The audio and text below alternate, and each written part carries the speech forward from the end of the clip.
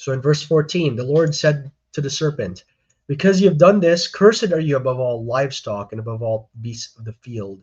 On your belly you shall go, and dust you shall eat all the days of your life. So, in a sense, all animals are affected by the fall, but the serpent, and that's implied in the first half, but the serpent more so than all the rest. Um, and one of the signs that is mentioned for this is the fact that on the belly they shall go, and dust they shall eat. So, of course, serpents eat don't literally eat dust, um, because but the way they move gives the appearance of eating dust, when the way they slither on the ground. So remember, the Bible often refers to things as they appear, so not as they actually are. So it's not trying to tell us that snakes eat dust. It's also not trying to tell us that the snake had legs and lost them. So there's this. I remember there was this children's Bible cartoon. I don't remember what it was called. But it was pretty popular back in the day.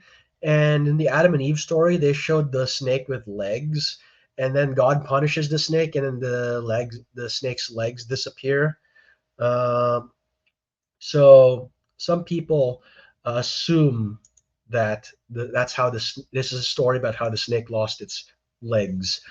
Um, so, storyteller asks, "Is the snake a dragon?" I think there are associations with the dragon, but there's a distinct word for dragon or chaos monster in the Hebrew Bible, and that's the word tanin.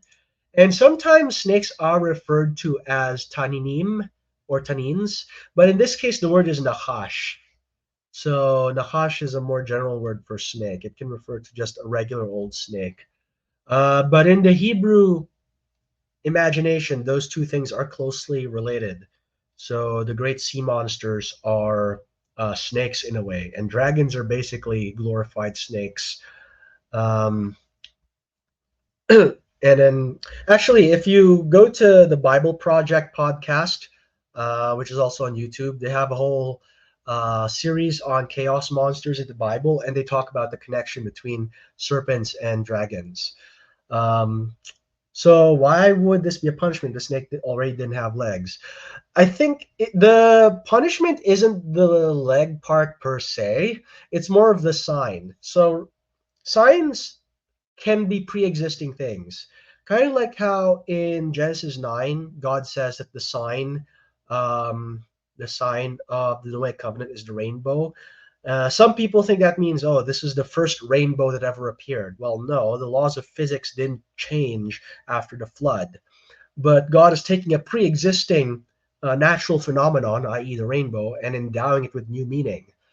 The same way here, God is taking the pre-existing phenomenon of um, the snake being legless and then endowing it with a whole new meaning. Don't watch those guys. Referring to Bible Project, I know they have a few wacky theories here and there, but I think I think a good 80% of the time they're on point, and most of it is like a more popular level version of stuff that you'd get from, say, Michael Heiser. So definitely watch with a grain of salt, but where there isn't a clear issue, I think it's pretty good. Hey, thanks for watching. If you want to see the full video, go to the link in the description. And also, while you're at it, hit the subscribe button. God bless. Hey friends, do you want others to discover why the Catholic Church is the church that Jesus established? And do you want to help people make sense of all the confusion in the Catholic Church today? Help contribute to this mission by supporting Reason and Theology at patreon.com/Reason and Theology. By doing so, you'll also get access to exclusive content for patrons only. Also, if you want to deepen your faith, there are free ebooks and even courses that you can sign up for by visiting reason.podia.com.